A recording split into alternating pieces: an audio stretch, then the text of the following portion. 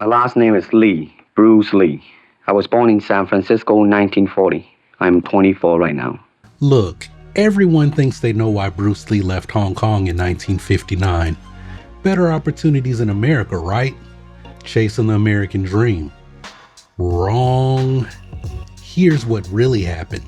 By age 18, Bruce Lee wasn't just some kid who knew Kung Fu. He was a problem. A big one. See, Hong Kong in the 1950s belonged to the Triads, Chinese organized crime that made the Italian mafia look like a book club. These guys controlled everything, the docks, the movie studios, the underground fighting scene that Bruce was tearing through like a tornado.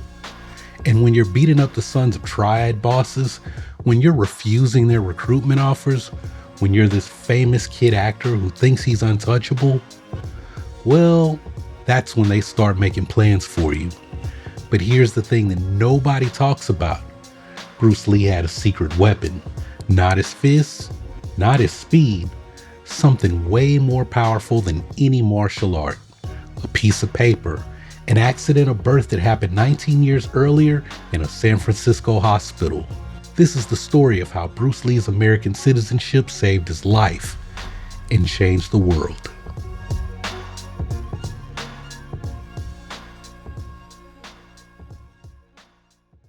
To understand how a piece of paper saved Bruce Lee's life, we need to go back to 1939. That's when his father, Lee Hoi Chun, stepped off a boat in San Francisco with his pregnant wife, Grace Ho. My dad, I don't know if you know about this, he was involved in Cantonese opera for a long time, at least 40 years. And he was one of the best in China. So you can say that Bruce grew up in a show business family. Now, Hoi Chun wasn't just any performer. This guy was the fourth most popular Cantonese opera comedian in all of China. Think of Cantonese opera as a mix of Broadway, Vegas, and martial arts all rolled into one. These weren't quiet little performances. We're talking elaborate costumes, acrobatic fighting, and stories that could run for hours. But here's the thing about being a star in 1930s China. You followed the money, and the money was following Chinese immigrants to America. See, by 1939, there were hundreds of thousands of Chinese living in America, all hungry for entertainment from home.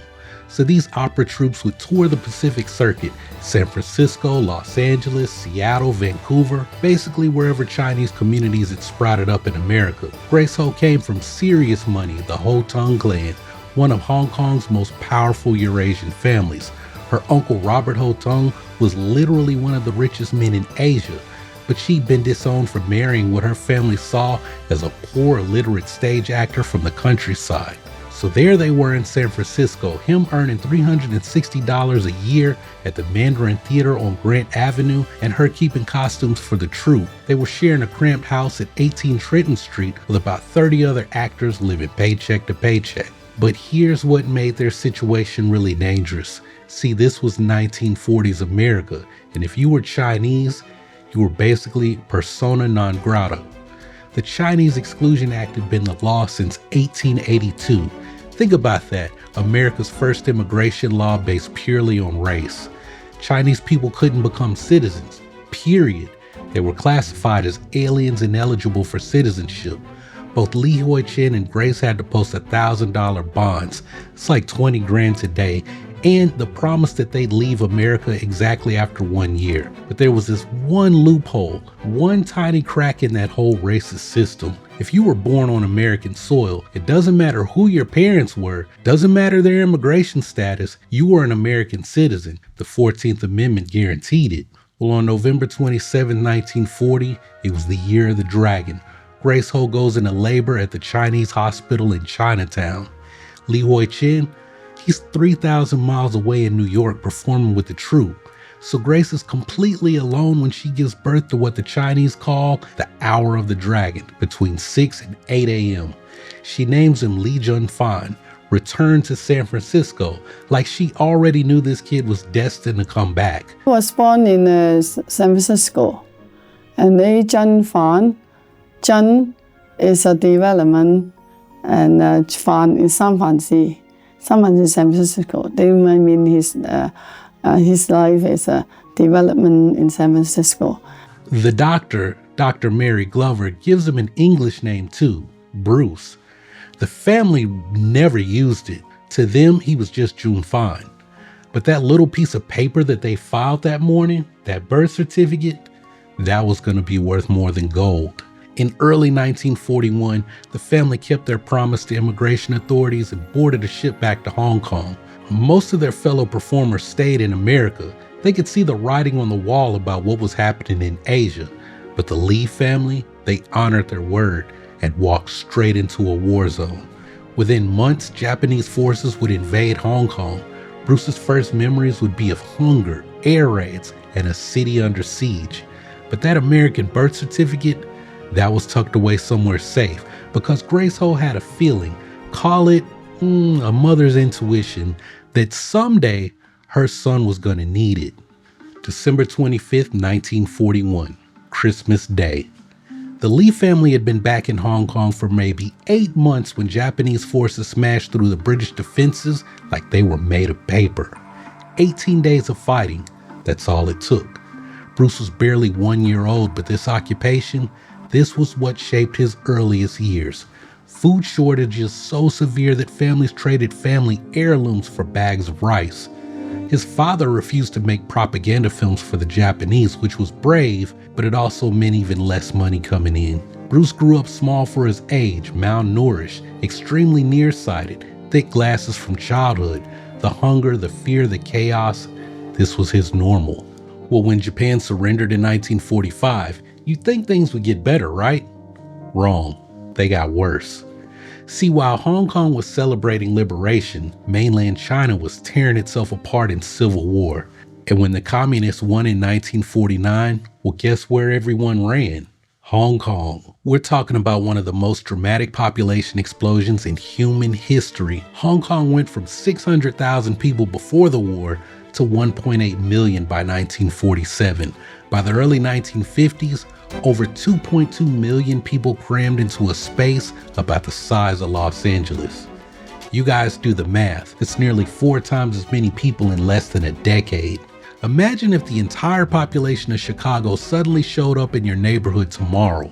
That's what Hong Kong was dealing with. See, these weren't tourists. These were desperate people who'd lost everything. Families of 8 living in spaces smaller than your bathroom. Whole neighborhoods of people who'd never set foot on dry land. They were born, raised, and they died on boats in the harbor. The lucky ones got into the government housing projects after the massive Shikip fire in 1953 that left 58,000 people homeless in a single night. And even then, families of 5 were lucky to get 120 square feet. That's smaller than most American garages. For Bruce, this wasn't tragedy. This was just life. Their apartment at 218 Nathan Road housed 16 people, plus a menagerie of dogs, cats, birds, and even a chicken. Bruce shared this chaos with his parents, his 4 siblings, his aunt and her 5 kids, several servants, and an adopted orphan boy. 1 bathroom. And this was considered middle-class living in 1950s Hong Kong. And some people will say, well, they had servants, so they were obviously well off. But the reality is that those servants, those were actually homeless people that the family agreed to take in exchange for a little bit of help around the house. But getting back to that population explosion in Hong Kong, here's what it really created: a pressure cooker. Millions of people with nothing to lose fighting for space, jobs, and respect. And the British colonial government, it was completely overwhelmed. Into that vacuum stepped, well, let's call them alternative authorities. Organizations that had their own rules, their own justice, their own ways of handling disputes. This was the kind of organization that would eventually take a very close look at a famous cocky teenager who thought that he could fight anyone. With 2 million desperate people crammed into Hong Kong, somebody had to keep order. The problem was the British couldn't handle it. There were too many people, it was too much chaos, too many problems that they didn't understand.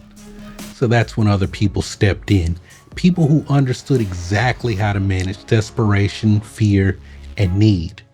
The Triads. Now, the Triads weren't your typical street gangs. These were sophisticated criminal organizations with centuries of history.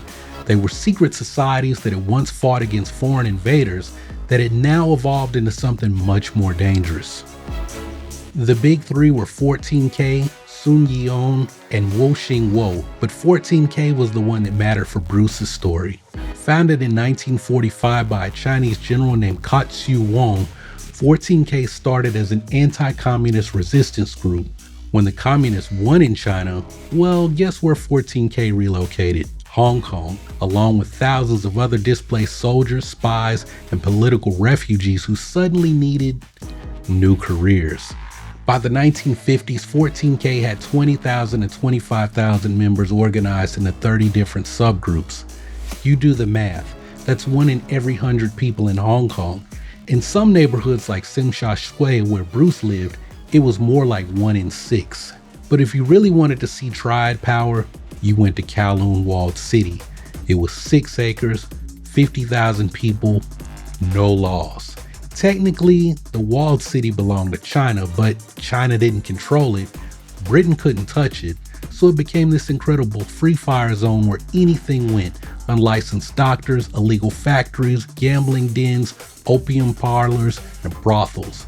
The Triads didn't just operate there, they ran it like their own private kingdom. And here's where it gets interesting for Bruce. The Triads were smart about recruitment. And they came down to Asia and Hong Kong. And the Triads needs to recruit young people to do their dirty work, like pickpockets and recruit other young people and do all sort of things. They didn't just grab random kids off the street. They targeted specific types. Tough kids, kids with fighting skills, kids who already had reputations. Martial arts schools were perfect hunting grounds. See, the British had banned full contact kung fu competitions back in the 1920s because they kept turning into massive brawls between different schools. They weren't wrong. These Baymo challenge matches were basically legal street fights with hundreds of spectators and serious money changing hands. So the competitions went underground. Rooftops, basements, hotel rooms. And guess who was always watching these illegal matches? Guess who was taking notes on who could fight and who couldn't? The Triads had this brilliant system called Dai Lo Lan Sai, big brother, little brother. They'd pair promising teenagers with older members who'd slowly bring them into the organization, not through force, but through friendship, protection, and opportunities. And if you were a famous kid actor who could also fight, if you had connections to the entertainment industry that Triads were already muscling into, if you were tough enough to beat up other kids but maybe just a little bit too independent for your own good, well, that made you very interesting to the right people. And the Triads also like to recruit celebrities and their family, their children, because they command a lot of respect and they can draw a lot of other young people into their gang. So Bruce Lee was one of them. They really want to target him. By his early teens, Bruce Lee was everything the Triads looked for in a recruit. Famous, fearless, and completely unaware that he was being watched. He thought his reputation was just local neighborhood stuff. He had no idea that he was auditioning for something much bigger and much more dangerous.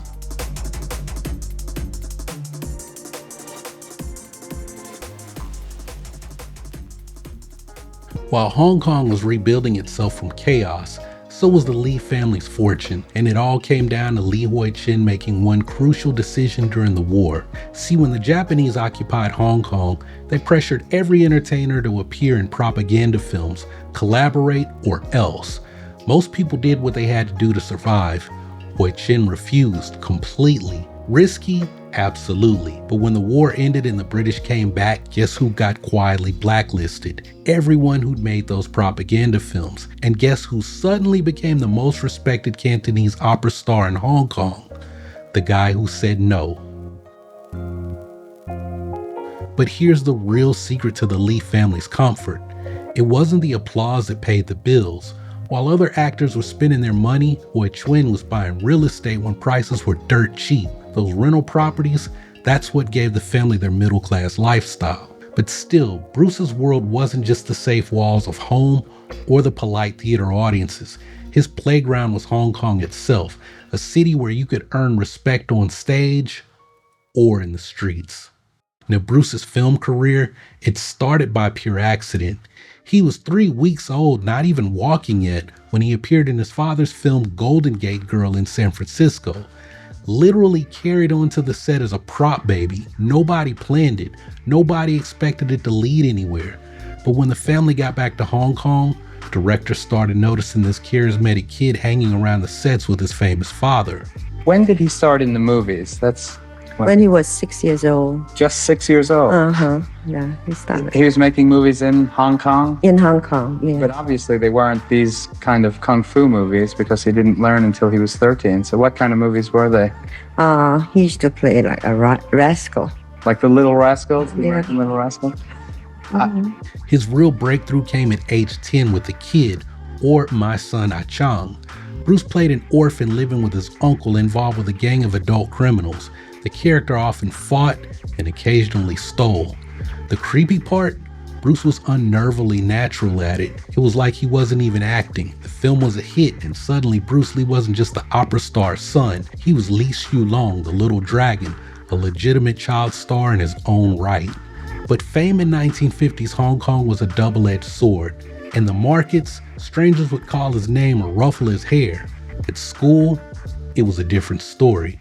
Some kids admired him, others saw a target. In post-war Hong Kong's tight neighborhoods, jealousy could be as dangerous as poverty. Celebrity didn't protect you in the schoolyard. If anything, it painted a bullseye on your back. And Bruce, he earned that nickname Mo Si Tung, never sit still. When he was a boy, he was very nasty. And he run around, never sit still. Kid had so much energy he couldn't sit through a single class without bouncing off the walls. His mother used to joke that he had no trouble waking up at 2 a.m. for a movie shoot, but getting him up for school, forget about it. Well, I know my brothers, he liked to take a movie. Most of the time, take a movie at night. And he liked people on time. And when he was sleepy eyes, you wake him up. Hey, Bruce, the time to take a movie now. When he wake up, was so spiritual, and then go to take a movie in studio. Well, the film roles kept coming throughout the 1950s, usually playing what casting directors called a scrappy kid, a street urchin, an orphan, or a juvenile delinquent. Bruce's characters were always getting into fights and always causing trouble. His parents thought it was just acting. They had no idea their son was taking notes. See, Bruce was living in two worlds. During the day, he was this famous movie kid with charisma and charm that could light up a screen. But after school, he was just another teenager in overcrowded Kowloon, where respect was earned with your fists and your reputation could make or break you. The problem was, those two worlds were starting to merge. The tough guy characters he played on screen were becoming his real-life persona. And in Hong Kong's pressure cooker environment, that kind of attitude attracted attention. The wrong kind of attention. By his early teens, Bruce Lee was developing something that would define the rest of his life, an absolute refusal to back down from anyone, ever. He had no idea that in Hong Kong's criminal underworld, that kind of fearlessness was exactly what certain people were looking for.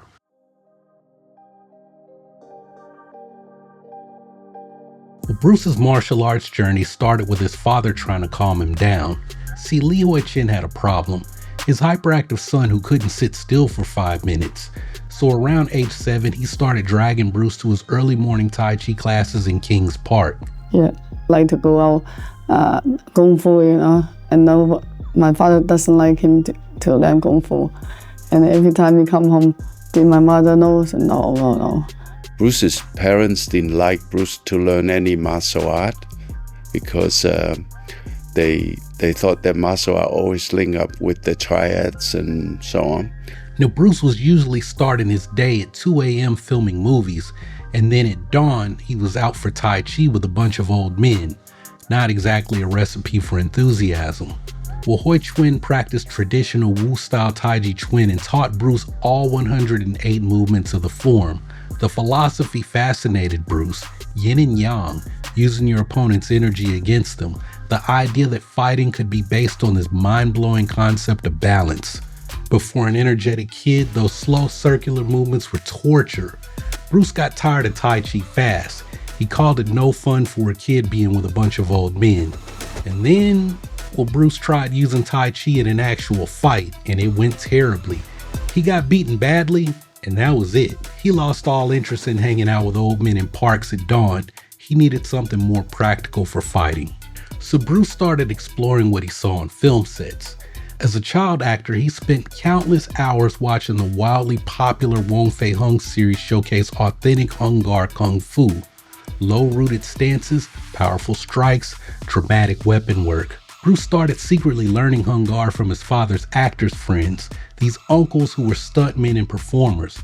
He was fascinated by the style's reputation for strong footwork and devastating punches. But then, as a teenager, well, Bruce got into another fight, and this time, his Hung Gar techniques didn't work either. Another beating. Sound familiar? That was the same pattern as with Tai Chi. Bruce would try something in a real fight, it would fail, and he'd move on. The kid was basically conducting his own martial arts research project with his face as the test subject. One day, he really knocked out the son of one of the triad chiefs. And they were after him. They waited for him around outside the school. He sought refuge in, of all places, the brother's dining room. Now here's where the story gets interesting. Bruce was at LaSalle College, this prestigious Catholic school, when he beat up a classmate. But not just any classmate. This kid was allegedly the son of a triad boss. Big mistake. Well, as the story goes, that kid went to William Chung, who was already known as a tough fighter, and he either asked him or paid him to get revenge on Bruce Lee. Well, William Chung shows up, they fight, and Bruce gets absolutely demolished, completely outclassed. He started training martial arts when he was about 14 because, he got beaten up in school. He was a very mischievous type of person. So anyway, after that beating, he took it on himself that, he should really, first of all, develop, himself physically, and also he wanted to protect himself. And now, most kids would have been embarrassed and tried to avoid the guy who just beat them up. But Bruce, he went up to William and said, "Hey man, what was that? Where did you learn to fight like that?" The story that he said, the way Bruce Lee started training under Yip Man was because he beat up someone at school, this rich guy. And this rich guy, Bruce beat the rich guy up, and this guy went to William Chung, and he told him, he said, "This guy's beating me up, come and help me out." So William Chung went there, and apparently they had a fight, and William Chung beat Bruce. Bruce convinced William to introduce him to Yip Man. Instead of saying, "I'll get you later," whatever, he said, "Who's your teacher? Can I please start training with your teacher?" And that's how he came and became a disciple of Yip Man. And so he decided he should learn Wing Chun Kung Fu to defend himself, because he saw me won so many fights in using Wing Chun. And so he thought that it would be good for him to learn something to take care of himself. William had been training in Wing Chun under this quiet grandmaster named Yip Man. The style was completely different from anything Bruce had seen. Direct, economical, based on close-range fighting, and what they called economy of motion.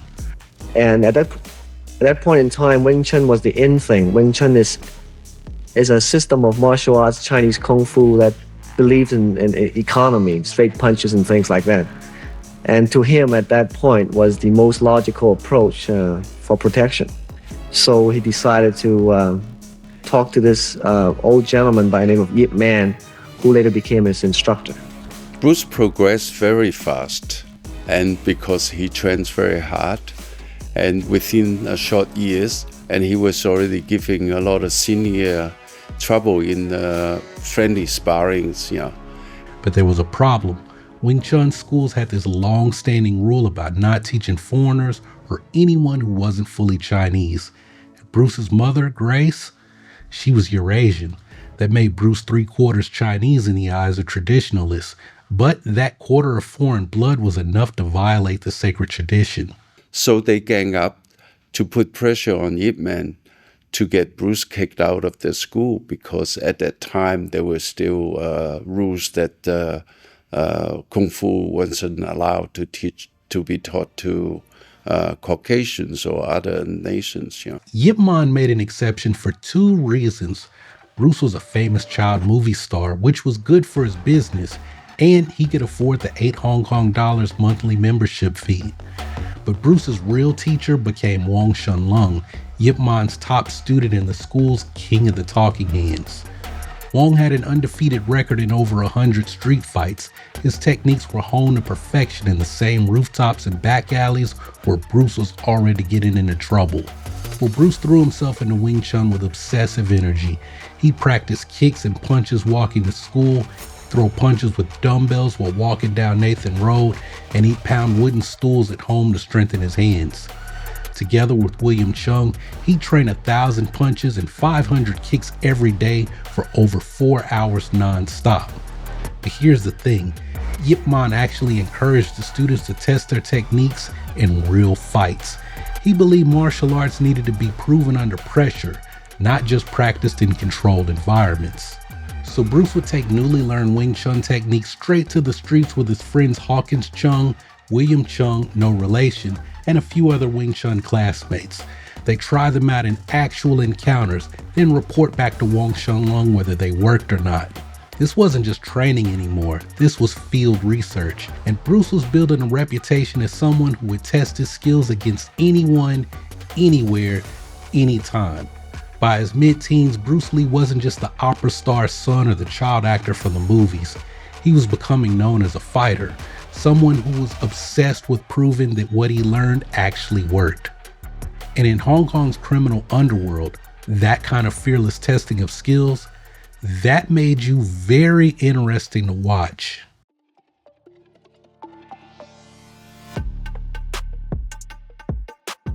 By 1956, Bruce Lee had a problem. Actually, he had several problems. First, he'd just been expelled from LaSalle College for pulling a switchblade on a teacher. Yeah, you heard that right. This kid literally threatened a gym teacher with a knife and got kicked out of one of Hong Kong's most prestigious schools. Second, his movie career was basically over. After making 5 films in 1953 alone, the studios weren't calling anymore. Bruce Lee, the child actor, was becoming Bruce Lee, the teenage troublemaker. But at St. Francis Xavier's College, his new school, Bruce found his tribe. Guys like Hawkins Chung, who'd later say they were known as the naughtiest in school. These weren't just study buddies, they were a fighting crew. And Bruce, he was earning a new nickname, Gorilla. Not because he was huge, because he wasn't, but because he was muscular, walked with his arms at his sides, and everyone knew that he was ready to fight at any moment. I went to same school with Bruce, but he's older than me. He's 7 years older than I am. The school is St. Francis Xavier. And at that time, I haven't met Bruce, but everybody talk about Bruce Lee because he's a big bully. I always see that, he get into fights and he always beat everybody up. And here's the thing about Hong Kong in the late 1950s. If you were a teenager in Kowloon, look, you were surrounded by Triad activity whether you wanted to be or not. 14K controlled huge chunks of the neighborhood where Bruce lived and went to school. These were not distant criminal masterminds. These were guys just a few years older than Bruce, running protection rackets, recruiting younger kids, and testing who was tough and who would fold under pressure. Bruce wasn't specifically targeting Triad members, he was just fighting everyone. But when you're beating up kids in Kowloon, odds are pretty good that some of them have older brothers, cousins, or friends in organized crime. And when you're this cocky teenager who refuses to back down from anyone, when you're known for carrying weapons, chains, pins with hidden knives, well, that stuff gets you noticed. Remember, at this point, Bruce is now training privately with Wong Shun Lung, king of the talking hands, and Wong was teaching him techniques that had been tested in over 100 real challenge matches. Bruce would learn something in training, and then he'd immediately go test it on the streets with William and Hawkins. They deliberately start fights just to see if the techniques worked. Another time, he go with my cousin Jack and some kung fu young boy. They like to go to the kung fu studio to ask another kung fu young people to challenge fighting. As Hawkins Chung later said, when we weren't fighting others, we fought each other. These guys were completely obsessed with proving their skills. They'd set up fights, they'd watch each other perform, and then they'd steal techniques from their opponents. It was like a martial arts research project, except the laboratory was Hong Kong's dangerous streets. And one thing that he pointed out, he said as a fighter, Bruce Lee was very, very good, because the thing he said to me is because he wasn't scared to fight anyone. He'd take on anyone, anytime. Well, by late 1957, Bruce had a reputation that extended way beyond school. He was known as someone who would never say no to a fight, someone who'd beaten kids with Triad connections and walked away laughing. In Hong Kong in those days, the Triad controls all the activities, and they employ or they recruit a lot of best fighters. And we were very interested to test the effectiveness of Wing Chun Kung Fu. So we had a lot of challenge matches, and we won all of them. So the 14K is presented an interesting situation. Here was this famous ex-child actor, tough as nails, completely fearless, operating in their territory. And the question was, could they control him? Could they recruit him? Or was he going to become a problem that needed to be solved? And Bruce, this whole time, he had no idea that he was being evaluated. He thought he was just proving himself on the streets. He didn't realize that every fight, every victory, every display of fearlessness was like an audition. And there were some very dangerous people that were taking notes. You know, there were a lot of articles and, things saying that Bruce was a troublemaker when he was young. Well, actually, he wasn't really a troublemaker. What he was trying to do was actually try to cause a little commotion or interaction between two people. So he could really practice up on his martial arts. Now, how he would do that was that he would go down to the street, dressed up in all traditional Chinese costume, per se. At his age, people would look at you. He would stand up like a sore thumb. So basically, he would go downstairs, dressed up like that. Any teenager or somebody that he considers, he could challenge, would approach him and have a stare at him, any type of stare. He would stop and say, "What are you looking at? Do I look weird to you or something?" Of course, some people will shy away and say, "Oh, no, I'm sorry," and walk away. But there are some that say, "Hey, who do you think you are?" He would always take that opportunity and say, "Okay." A little fight will start or a scruffle will start. And that's when Bruce learned how to do street fighting, because that's the only way he could get real experience from learning how to fight. March 1958.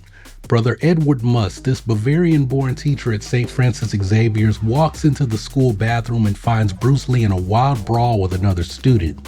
Now, most teachers would have just suspended both kids and called it a day, but Brother Edward had boxed back in Germany, and he saw something in Bruce's raw aggression that caught his attention.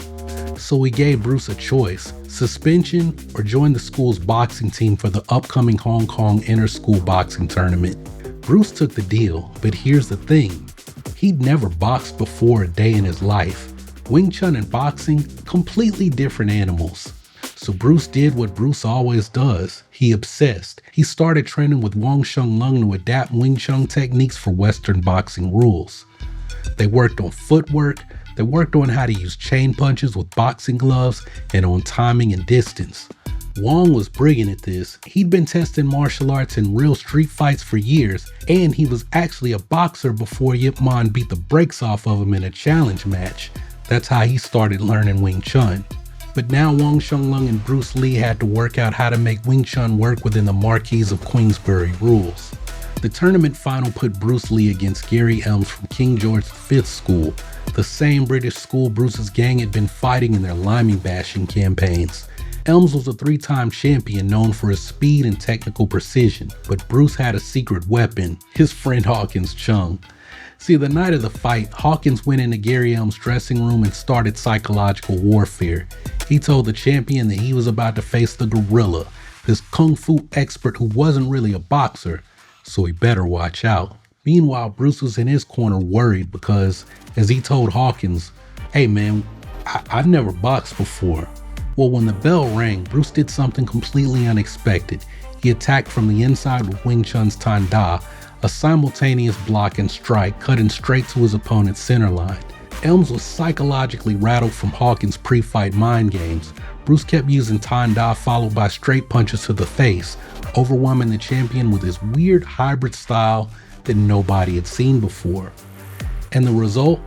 Bruce Lee defeated the defending champion.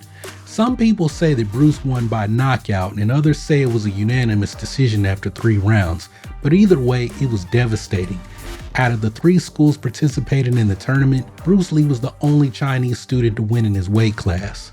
And overnight, Bruce Lee went from being known just in Wing Chun circles to being famous across Hong Kong's entire youth boxing scene. In tea houses and street markets, people were talking about the Chinese kid who beat the British champion, the movie star's son who could actually fight.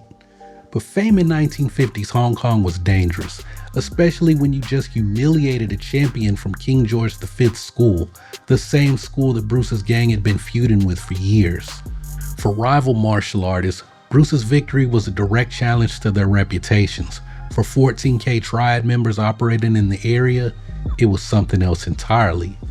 Here was this fearless teenager who just proven that he could beat trained fighters in front of hundreds of witnesses, someone who was getting more famous and more dangerous by the day.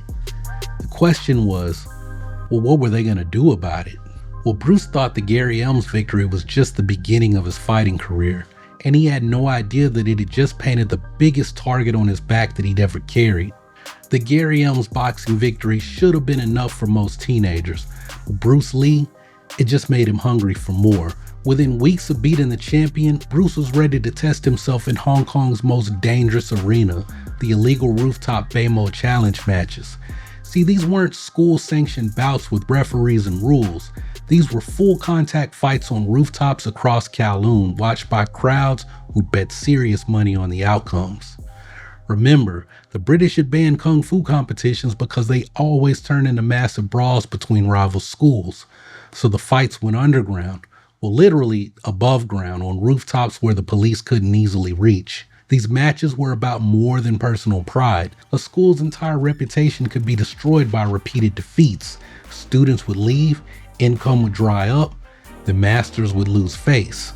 Now, Wang Shenglong, Bruce's teacher, he was legendary in this world. He had over 100 Beimo victories, never defeated. He was known as King of the Talking Hands because his Chi Sao skills were so superior that opponents couldn't even touch him. When word got out that Wang's prize student wanted to fight, challenges started coming in. Bruce's first official Beimo came in late spring 1958, just weeks after the Gary Elms fight. The opponent's name has been lost to history. Wang Shenglong wasn't even there to corner Bruce, so we only know what others told him afterwards. And by all accounts, it was over pretty quickly. The guy was completely overmatched from the start. Bruce finished him with the same aggressive style that had demolished Gary Elms. But here's what made this victory different from that boxing match: the audience. At the school boxing tournament, you had teachers, students, parents, nice, respectable people. But on the rooftops, you had martial artists, gamblers, street fighters, and Triad scouts. People who made their living evaluating talent, looking for fighters that they could use or control. Word spread fast through Kowloon's underground fighting scene. The Wing Chun kid wasn't just lucky against a boxer, he could handle traditional kung fu opponents too. But the victory also revealed something that worried Bruce's friends. He was starting to believe his own hype. He was getting cocky in a way that could be dangerous. As Hawkins Chung later said, Bruce always wanted to be top dog. The rooftop victory fed that ego and made him feel invincible. The problem was, in Hong Kong's martial arts world, there was always someone looking to knock the top dog down a few pegs. Within the 14K organization, people were taking notice. Here was this teenager who'd beaten up a boxing champion, then dominated a traditional kung fu fighter, all while operating in their territory. Bruce thought he was just building his martial arts reputation. He didn't realize that he was auditioning for something much bigger and much more dangerous. And the easy victory had given Bruce confidence, maybe too much confidence, because the next challenge was already being arranged. And this opponent, he wouldn't go down so easily. May 2nd, 1958, just weeks after Bruce's easy rooftop victory, a real challenge stepped forward.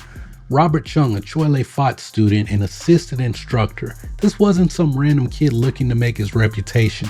Choi Le Fat and Wing Chun schools had a serious rivalry. Although this stuff about the Choi Le Fat and Wing Chun rooftop fights is this stuff of legend, it is true. I was in Hong Kong. The sentiment, the animosity between Wing Chun and Choi Le Fat still exists. And this fight could settle more than just personal bragging rights. The location? A rooftop in the Kowloon City resettlement area, one of those government housing projects where families live packed together like sardines. This time, Wong Sheng-lung was there to corner Bruce. The problem was, Wong was also serving as the referee, which meant Bruce's coach was also supposed to be impartial. Not exactly ideal circumstances. But Bruce was confident, maybe too confident. The easy first Baymo had convinced him that he was ready for anything. Well, round one started cautiously, both fighters testing, probing for weakness. Then Chung landed a clean shot to Bruce's face, black eye, bloody nose, bruised brow. For someone whose face was literally his livelihood as an actor, the visible evidence of being hit was humiliating. Bruce was so upset that he considered quitting right there. Well, Bruce later admitted his blocking was less than it should have been, and that he was dazed by a partial strike to the head. The cocky teenager who walked onto that rooftop was suddenly facing the reality that this guy could actually hurt him. In his corner, Wong Sheng-lung saw what was happening. Bruce was rattled, but so was Chung. Be aggressive, Wong told him. He's just as worried as you are. When round two started, Bruce unleashed everything Wong had taught him. He closed the distance fast and drove Chung backward with a devastating series of Wing Chun chain punches to the face. The result was brutal. Bruce knocked out one of Chung's teeth, maybe two. Chung either fainted from the beating or was knocked unconscious. Either way, he went down hard. Bruce wrote in his diary that night, May 2nd, 1958, against Chinese boxer, student of Lung Chi Chuen, 4 years training. Results: 1. That guy fainted, one tooth got knocked out, but I got a black eye. Place: Union Road, Kowloon City. Victory, but at a cost. He got trouble all the time. And after school, and I know Bruce haven't come home. I know he had a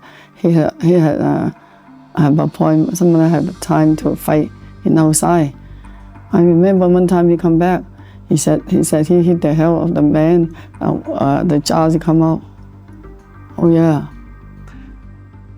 Finally, the police went to the school and got the headmaster of the school, called my mom, say, and then the police, I remember it was a detective or somebody, talked to my mom, say, hey, either your son stop what he's doing, or we'll have to arrest him because, we can't let him just go out there and pick fights all day long, Can't do that.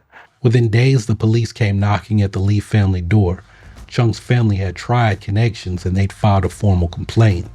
But here's the thing, this wasn't Bruce's first time crossing the wrong family. Remember that incident at LaSalle College? One day, he really knocked out the son of one of the triad chiefs. The one that got William Chung to fight Bruce in the first place? That kid was allegedly the son of a triad chief. And now, at least 2 years later, Bruce had done it again. Well, Bruce's mother Grace had to go down to the police station and sign documents taking full responsibility for Bruce's actions. The police made it crystal clear, if Bruce got into one more serious fight, they'd have to arrest him. But the warning carried extra weight this time. This wasn't just about one incident, it was about a pattern. For 14K, Bruce Lee had moved from interesting prospect to serious problem. Here was this kid who'd now humiliated 2 families with triad connections, walked away both times without consequences, and he was getting more famous and dangerous with every victory. That wasn't just bad luck or coincidence, that was in direct defiance of their authority. The police warning should have been a wake-up call, but for Bruce Lee, it was just confirmation that he was winning. Think about it from his perspective. He'd now beaten up 2 different kids from Triad families, walked away both times without serious consequences, and was now more famous than ever. The system seemed powerless to stop him. If anything, the police visit only hardened his resolve. He threw himself deeper into training with Wang Lung and convinced that his martial arts skills could handle whatever came next. Fighting wasn't just something he did anymore, it was who he was. But what Bruce didn't understand was that he crossed a line that you don't come back from. This wasn't just schoolyard fighting anymore. This was a systematic challenge to organized crime authority in their own territory. The LaSalle incident in 1956, maybe that was a fluke, some kid who got too big for his britches. The Robert Chung fight in 1958, that was a pattern. For 14K, Bruce Lee had become something they couldn't tolerate, proof that their power had limits. He was this teenager who'd beaten their people twice, ignored their intimidation, and was getting stronger and more famous with every victory. In their world, that kind of defiance couldn't be allowed to stand. Bruce thought he was just proving himself as a martial artist, building his reputation, testing his skills, showing the world what Wing Chun could do. He had no idea that he was writing his own death warrant. Because in Hong Kong's criminal underworld, there comes a point where recruitment stops and elimination begins, and Bruce Lee was about to find out exactly where that line was drawn. The boy who'd escaped every consequence, who'd walked away from every fight victorious, was about to discover that some enemies don't challenge you to rooftop matches. They just make you disappear.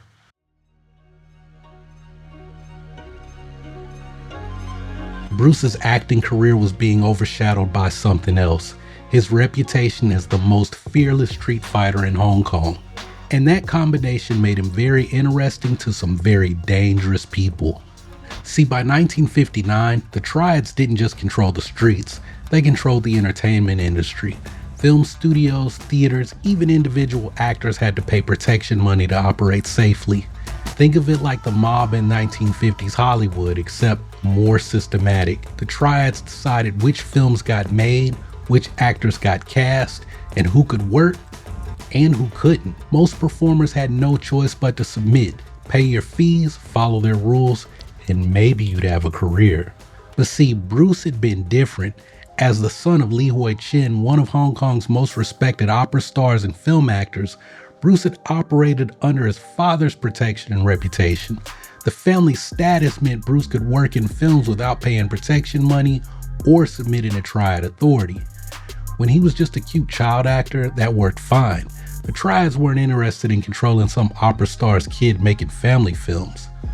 But by 1959, Bruce wasn't hiding behind his father's reputation anymore.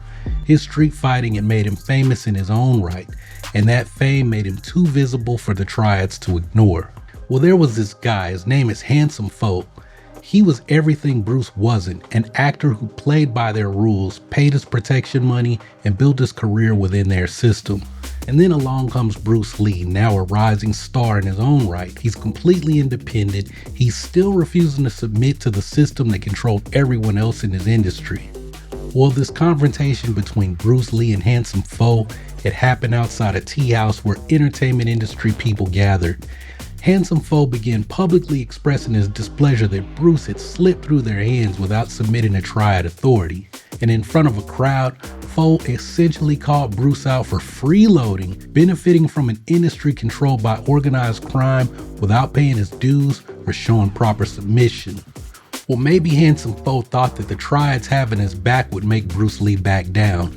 Maybe he figured that public pressure would force Bruce to submit like everyone else did. Handsome Pho was very, very wrong.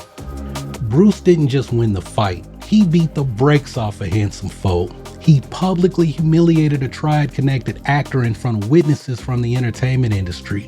And this wasn't just personal violence, this was a direct challenge to the system that controlled Hong Kong's film world. Within minutes, both of them were hauled off to jail. When Bruce's mother arrived to post bail, the police superintendent delivered 3 warnings that changed everything. First off, no more street fighting, formal charges next time. Second, potential lawsuits that could bankrupt Bruce's family. But the third warning was the one that terrified her. Handsome Foe's Triad gang was looking for Bruce, and they were quite prepared to kill him. Bruce had just done something that no one in Hong Kong's entertainment industry dared to do. He publicly rejected Triad authority and beaten up one of their people to prove it. In their world, that kind of defiance couldn't be tolerated. Bruce had to be brought to heel or eliminated. After the Handsome Foe fight, Bruce's life in Hong Kong entered a strange, dangerous waiting period. His parents had made the decision he would leave for America, but arranging everything would take months. And those months felt like living in a pressure cooker that was about to explode. At St. Francis Xavier's, Bruce couldn't escape the whispers. Everyone knew about the fight, the arrest, the Triad threats. Some classmates looked at him with new respect, others with fear. But here's what's remarkable. Knowing that he was leaving seemed to change Bruce's attitude. For the first time in years, his grades actually started improving. Not dramatically, but enough to notice. And maybe it was because the pressure was off. Maybe it was because he finally had an exit strategy. But first, Bruce had to clear his name with the police. See, before any Hong Kong resident could leave for another country, you needed a clean record certificate. Bruce's name was on what Hawkins Chung called a blacklist of known juvenile delinquents. This is where Yip Man stepped in. Despite Bruce's expulsion from the main Wing Chun classes, the Grandmaster helped clear Bruce's name to ensure that he had a good citizenship report for his move to America. During these final months, Bruce also made a strategic decision about his future. He knew he'd need some income in America, and martial arts seemed like his best option. So he sought out an old uncle, Master Xu Han Sang, who taught Northern Shaolin styles. Bruce traded cha-cha dance lessons for kung fu instruction, learning flashy Northern style sets from the Jingwu curriculum. As he later told Hawkins, he was learning the more pretty, showy styles because Americans would want showmanship, not just the practical fighting skills of Wing Chun. And this was vintage Bruce, always thinking ahead, always adapting. He was basically creating a curriculum for American students before he even got there. Bruce learned sets like Gung Li Kun, training power fist, and Bung Bo Kun, a basic praying mantis form. Beautiful, athletic movements that would impress Western audiences who'd never seen Chinese martial arts.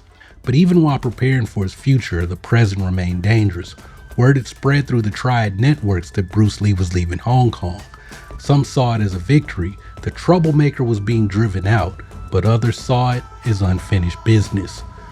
Grace started taking precautions. Bruce wasn't allowed out after dark. The family varied their routines and stayed alert. For Bruce, these months were a crash course in consequences. For the first time, his martial arts skill couldn't solve his problems, that actually created problems that required a completely different solution. He was learning that sometimes the smartest fight is the one you walk away from. Sometimes strength means knowing when you're outmatched, and sometimes survival means admitting when you need help. By April 1959, all the pieces were in place.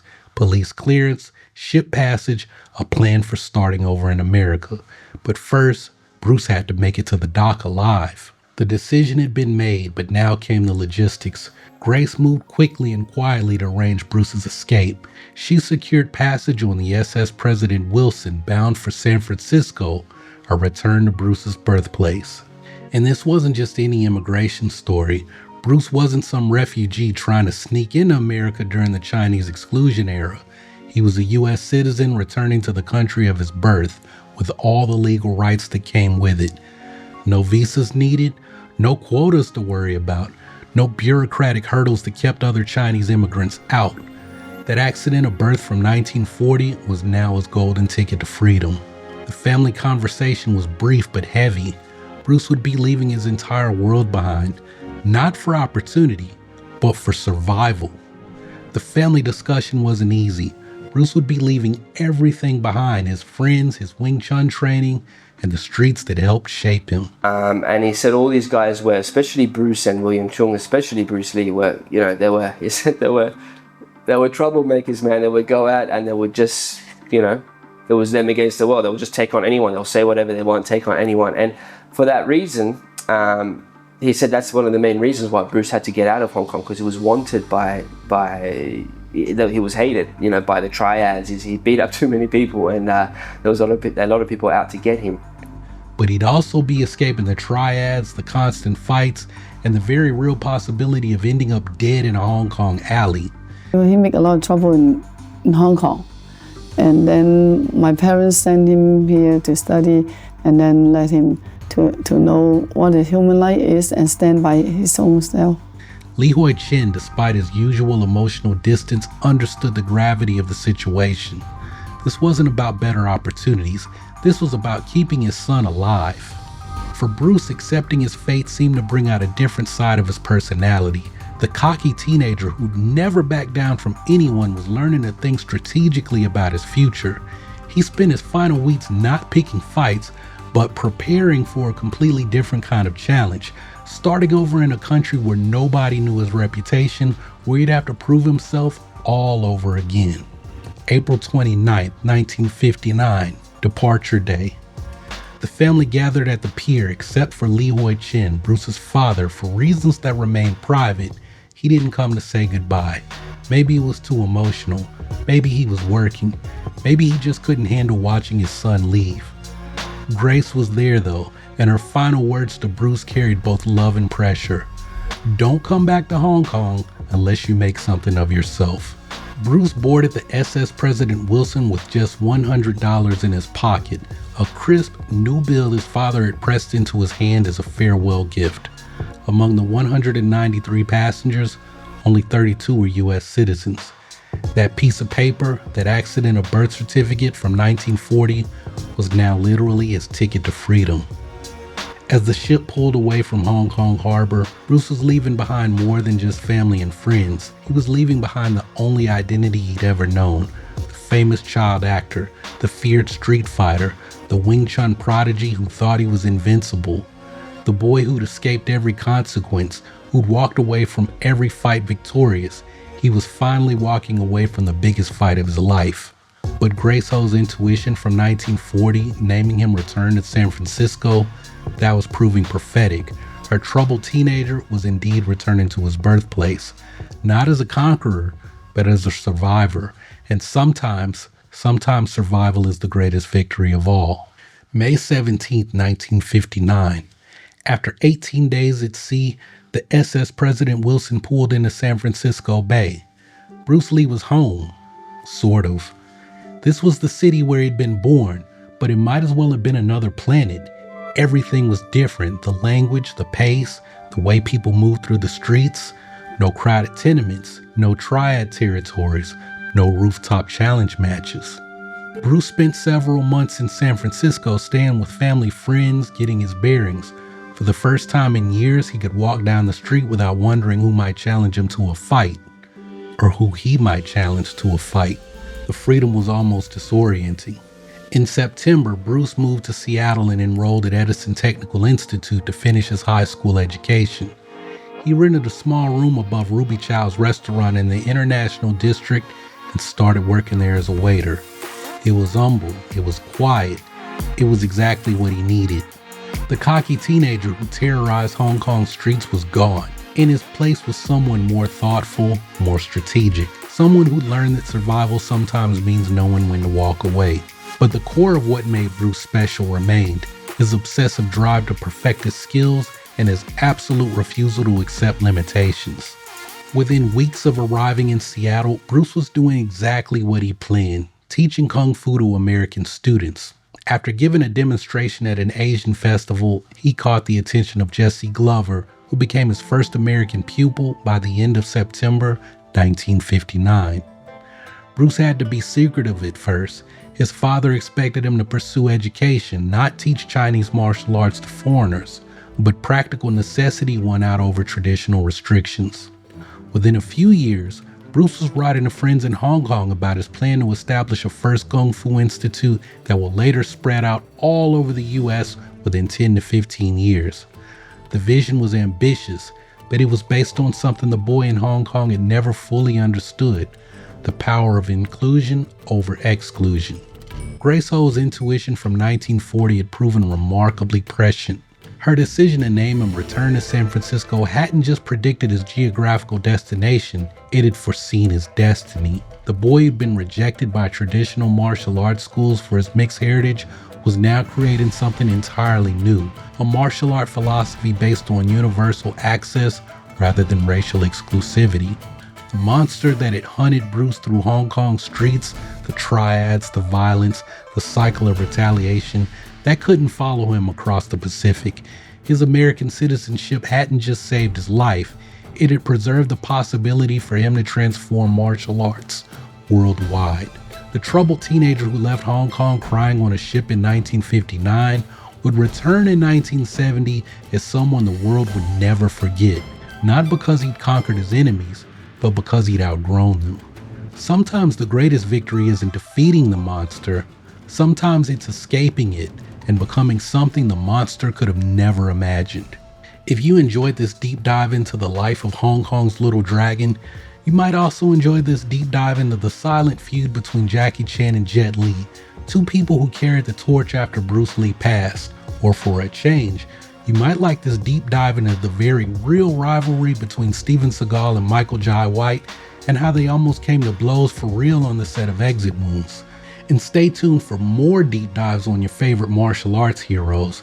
And if you like Bruce Lee, you really don't want to miss the full story on the Wong Jack Man fight, or how the Wong Jack Man fight is actually related to Vic Moore's story about how he beat Bruce Lee. Those are two videos that you definitely don't want to miss. So while you wait on the next deep dive film, I hope you guys keep training, remember to breathe, and come back and holler at me on the next video.